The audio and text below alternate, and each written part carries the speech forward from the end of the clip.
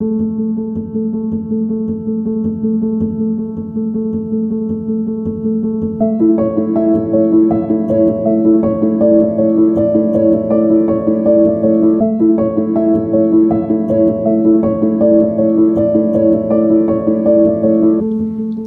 so today I'm going to be talking about my new lens, which is a 24-70 Sony Zeiss 2.8 ZA. So it is for the Sony A mount cameras, not the E mount cameras, the Sony A mount cameras like this one, the Sony Alpha 992. So here's the lens. It is a decent size. It's nice and sturdy feeling, a nice good metal construction. It is about 2 pounds, okay, which isn't that heavy.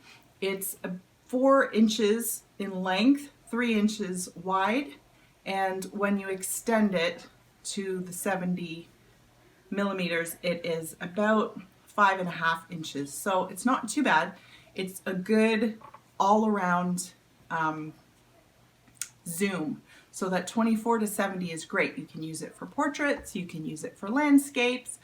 It's wide enough to get things in that you want. It's not a super zoom, so if you want something telephoto where you're getting, maybe wildlife or something in the distance, that's not what this lens is for. But if you just want to do landscapes, portraits, this is a very nice lens. And it's also the f2.8 is a nice wide, lets in lots of light. So I like that about this. Now, more about this lens.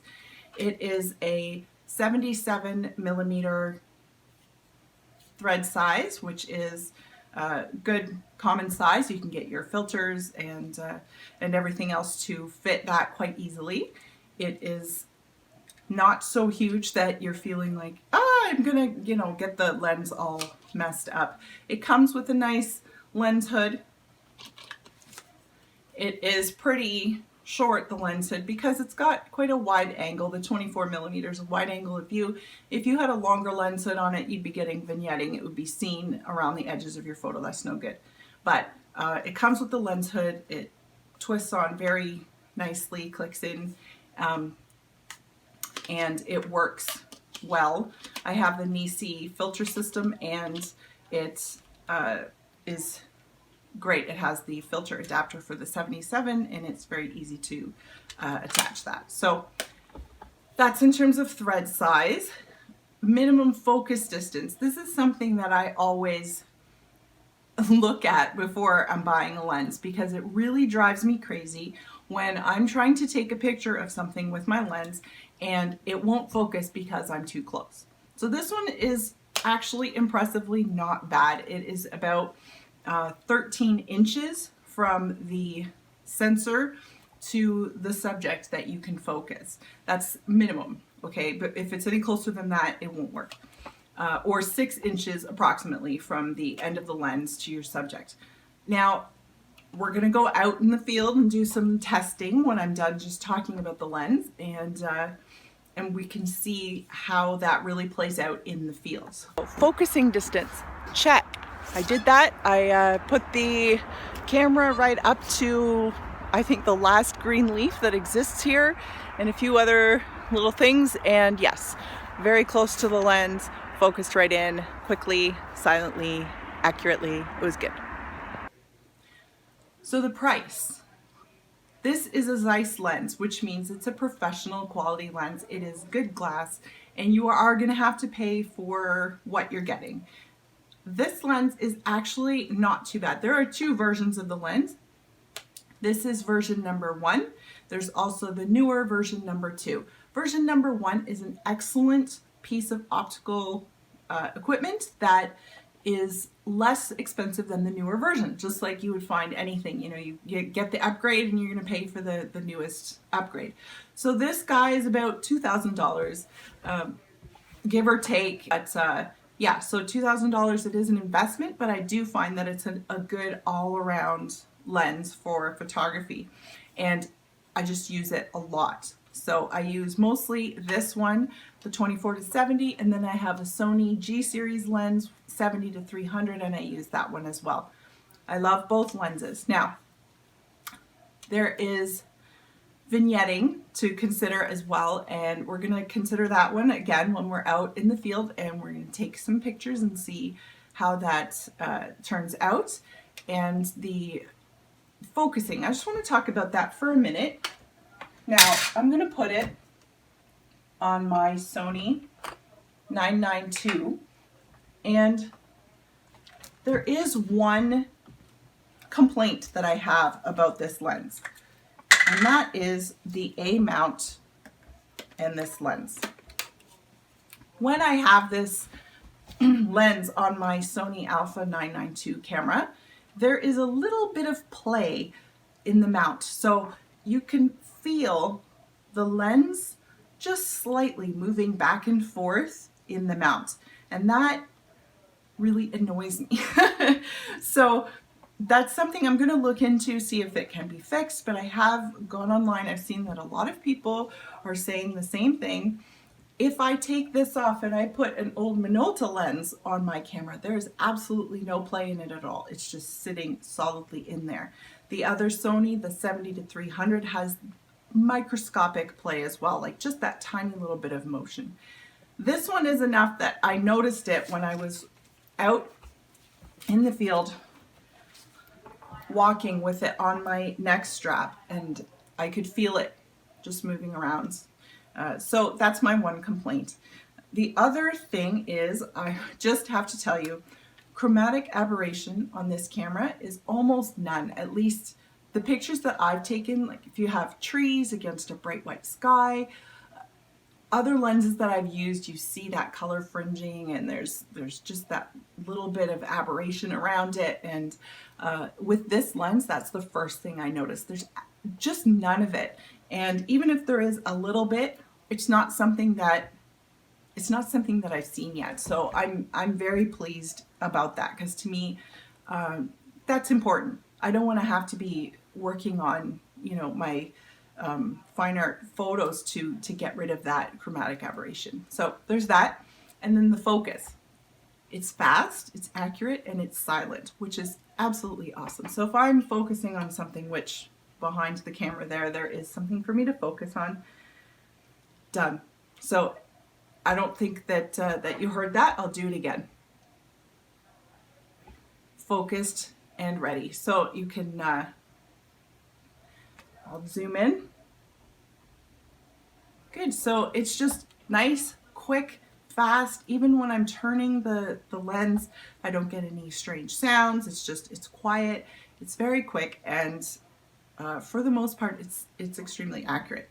So there are focus points on the back, and this lens utilizes all of the wonderful focus points that Sony has provided on its newest cameras. So if you're if you're setting up a composition and you have the composition like framed the way that you want it, but you want the focus to be on something, say, down in the left-hand corner, you can just move your focal points around, and it'll go all the way down to whichever corner, or up to whichever corner you want, almost to the edge of the screen, and you can set your focus that way. It's quite simple. So anyway, let's head out to the field and see what this baby can do. I'm here, so I'm going to talk you through the composition that I have here behind me. Basically, it's a very simple composition, but I think that it's a good one to kind of illustrate the things that we've been talking about. We have a frozen lake with a small bit of semi-frozen water in the foreground, and then some trees and a bit of an island in the distance. I'm going to, again, not necessarily going to be loving this composition, but I'm setting up, there's a boat, a big boat, just kind of hanging out in the harbor, and I'm going to get the different focal lengths with this lens, 24, 50, 70, see what it does to our image. So I'm at my computer and I'm reviewing the images from today. You can see I have two up here on the screen. There is the f2.8 on the left and f22 on the right. ISO 100, both at 24 millimeter length in the lens. So you can see on the left, the f2.8, there's a little bit more vignetting around the edges.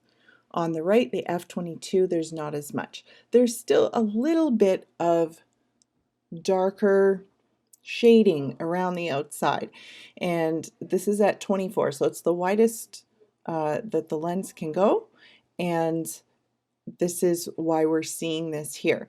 Now, if you use Lightroom or Adobe Photoshop, this is easily corrected. So I'm in Lightroom right now, and if I were to head over to the Develop module and just be on this first image with f2.8, and I can see the vignetting kind of just around the outside here. All we're going to do is scroll down. We're going to check off Enable Profile Corrections, and as you can see, it is now perfect. So even though, yes, this lens has a little bit of vignetting around the edges and darkening towards the corners, to me, it's really a non-issue because it is so easily corrected. Here again, I'm looking at another view with the 24-70 lens on. The first image up here on the top left is at 70 millimeters. So we're zoomed in all the way that this lens can go, and we're at f2.8. You can see there is a little bit of shading around the edges. And then we're moving over to the next image, that's f5.6 at 70, and you can see it's actually almost no shading around this image. Now here over the third one, we're at f9.5, the fourth image f16, and by the time we get to f22, really virtually I'm not seeing too many problems here. Although again, you can still go into your Develop module and click on the option to, I'll show you again. So we go into Develop, and we're on this one with f22. Click on Enable Profile Corrections, and there you can see the image is much more even and pleasing. And you can even see it here when you're looking at all of the images together, that one simple click made this one image straight and the outsides no longer with shading. The next image over we had was f22 at 45 millimeters, so we're just halfway. We're not at the widest angle, we're not at the fullest zoom, we're right in the middle. And so we've got f22 there, this one is f9.5, and again f2.8. So again, we can go and do those corrections. And you'll notice when I did the Enable Profile Corrections that not only did it fix the vignetting around the outside, it actually fixed the distortion. So I'm going to show you one more time. So I'm going to take this f22 at 45, although it may not be the best to choose, but let's just see. So we go to the Develop module. Now keep your eye on the horizon line, and I'm going to click on Enable Profile Corrections. And if you'll notice, the middle seemed to actually come toward me a little bit, and what happened was that whole horizon line just straightened itself, and the distortion caused by the lens was corrected. So I'm going to show you unclick, click, unclick, click. So you can just see that image just slightly moving back and forth. And now because you're not seeing a lot of movement, that's because there's actually not a whole lot of distortion with this lens at these settings. So next I just want to take a quick look at the chromatic aberration that I was talking about before. And that would be the color fringing that you can sometimes get around the edges of objects, especially when you have like a sky behind or something like that. So this image you can see I took was of tree branches against a comparatively brighter sky. So if I were to open this image in Photoshop, so that's where I am, and then I go to filter, camera raw filter, and then I'm going to get myself zoomed in pretty far. So, you know, it's barely visible. I don't even know if you could say that this has a fringe. I don't even think so. And it could have just been the view of the other one, but I'm just going to show you anyway. Like I said, this lens is really good in this way. I've had other lenses where I would have zoomed in like this. This is 300%, and it would have been very obvious that you had a color fringing around there. So in Camera Raw, I can go into lens corrections, and you have these defringe, purple amount and green amount. And if I wanted to, I could just pull up this slider. I don't think I have any green there, but maybe a little on the bottom. And so now when I'm looking around, I can tell you absolutely for sure I don't see any fringing around these branches. I don't have much time left, and I'm walking out on this gorgeous path, and what do I see but this tree? It's this lone tree, and if I'm completely honest, it's a twig.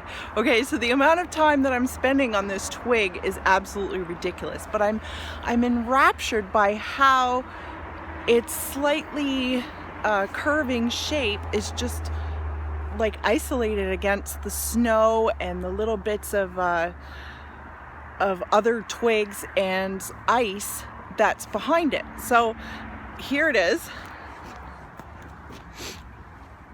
There it is. It doesn't look very exciting, right? Not very exciting. But anyway, I'm hoping that this little twig is going to give me a kind of minimal, beautiful winter sort of scene, especially with this little patch of not quite frozen, snow-covered ice. Okay, so here I am. Camera. I've set up my composition here, and I've done a couple vertical, couple landscape. I think I like the vertical composition better because it highlights the tall nature of this tiny twig. But anyway, so I've done this filter, no filter, f2.8 all the way up to f22, and we'll see what this gives us.